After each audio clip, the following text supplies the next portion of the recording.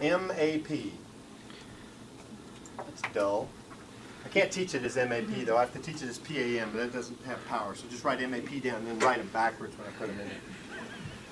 All three are necessary. Cannot function without all three. Not two, not one. One by itself can create problems. Two by themselves create problems. All three are required for this to work. I promise you.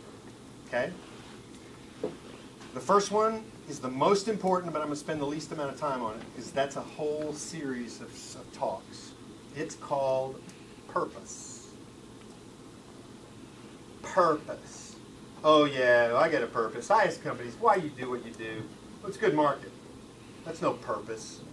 Why do you do what you do? Well, I'm trained to do that. Oh, okay. That's no purpose. To make money. You can do anything to make money. The purpose question has to come down to something like this.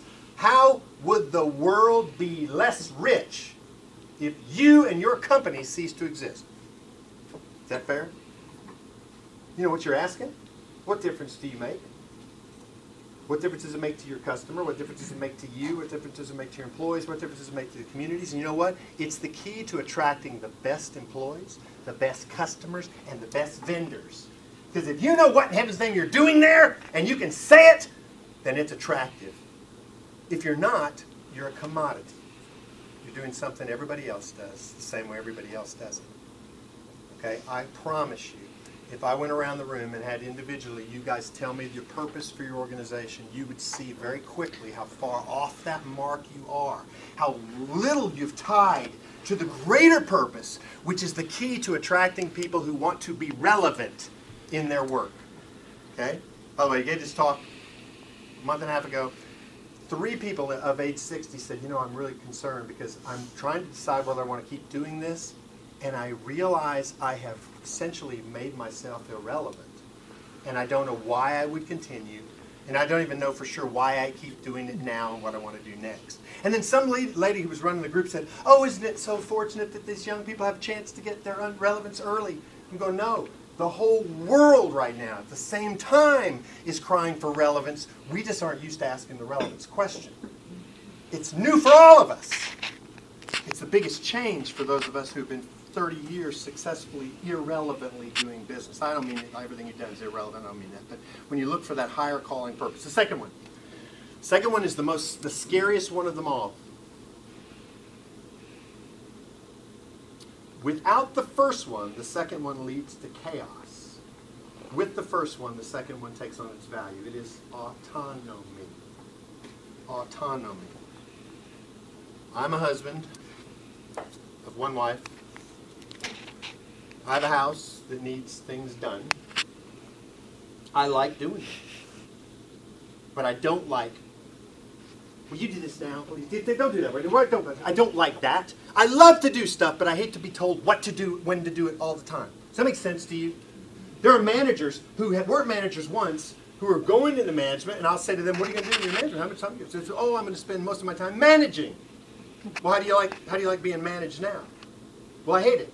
Oh, so how wonderful that when you move into management, you get to do to people what you hate being done to you. That's a boomer mentality, by the way. It's the whole idea of moving to the frat. To get the frat, you have to get hazed, right? Everybody else had to put up with this crap, so I got to put up with it. They got to put up with it too. How relevant is the crap? It's called sludging in the world of a great book called Why Work Sucks and What to Do About It. I mean, the idea, why do we waste our time making people pull hoops and do stuff that doesn't contribute to the profitability of the enterprise and doesn't contribute to their lives and doesn't contribute to anything? We're going to make them do it because we had to do it. Autonomy. What does autonomy mean?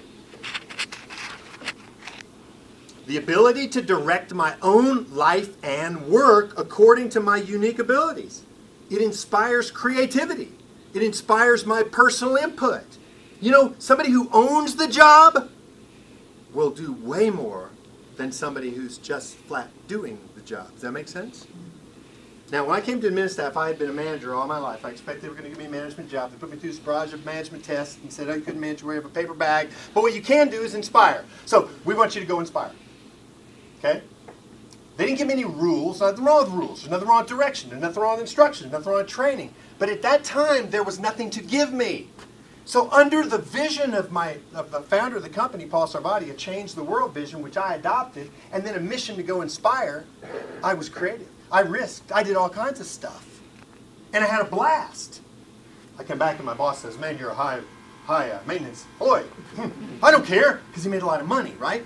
But the point is, in the freedom to be me and to take total ownership for my outcomes, I uber-produced. Yes? You don't have to agree. Kenny, did I overproduce? Well, I produced my numbers anyway, right? I did that. This is essential when you're working with these generations, people. Now, can you imagine, watch this, what it would be like to take somebody like I'm going to describe to you and put them in a monoplot job description with a manager going do over them. I Love Lucy. Remember that, Boomers, right? Good show. We loved it, right? Loved it then. Used to watch it. I loved it then. I can watch I Love Lucy now for about 15 minutes, and I might laugh at some of the stuff, but it's mostly, what? It's predictable. That's what we call monoplot. You realize today, to hold my attention to watch TV, I have to have multiplot. CSI, man. You got 3 cases going on. You got Eric trying to get a relationship with this chick over here. I mean, all this going on. This is TV for me. And that's exciting. I can follow it. Okay, now, enter in video games. Bad, right? Bad video games. There's a video game called Halo. Anybody ever heard of that? It's now been replaced by Call of Duty 2 or something, whatever. It's a first-person shooter game with a screen that has 10 or 12 pieces of data on it. Anything from radars to weaponry to strength to health. I mean, all this stuff's on there, okay? It also has this little thing with 15 or so different buttons and however many million combinations are available with all that to operate, right? I sit down, I have read the book on Halo, I know the rules, I know how to read the screen, I know where everything is on there. I am Halo proficient. Check the box, I've passed the training, okay? When I sit down to play Halo with my son, I can look at 2 things. What button I'm going to push, where the enemy is, and where my, that's 3 things, where my guy is. And he's just pounding me, right?